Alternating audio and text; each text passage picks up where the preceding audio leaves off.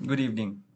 I believe that governments in developing countries should prioritize in growth policies, particularly supply side growth policy that focuses on increasing the productive capacity or efficiency of their firms and workers rather than focusing on stabilization policies alone. For the following reasons. Firstly, developing countries tend to have firms and workers that have low and inefficient productivity, and this does not maximize their economic growth potential. There are developing countries where the inefficiency of production is so low to the extent that they are unable to sufficiently produce enough goods and services to supply their own domestic population. Or in other words, they are not economically self-sufficient. This is due to a lack of public and private investments, lack of access to quality education and skills development programs. Critical resources are monopolized by a few political and economic elites, weak and extractive government institutions that does not efficiently and equitably distribute government services to the population. These inefficiencies are the reasons why developing countries are highly vulnerable to external shocks, since they are highly dependent on the goods and services of developed countries.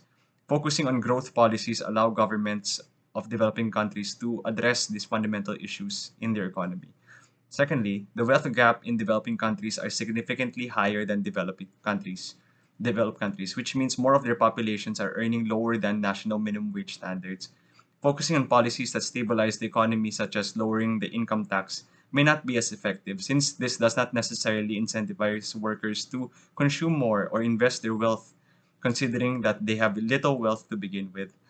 Lowering corporate tax may incentivize foreign corporations to enter the country. However, foreign corporations may only offer low-skilled employment opportunities in said developing countries due to a lack of quality and competitive workforce.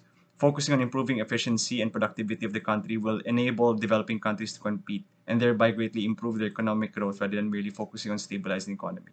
Stabilizing the economy is just as vital as it mitigates the short-term impacts of external shocks.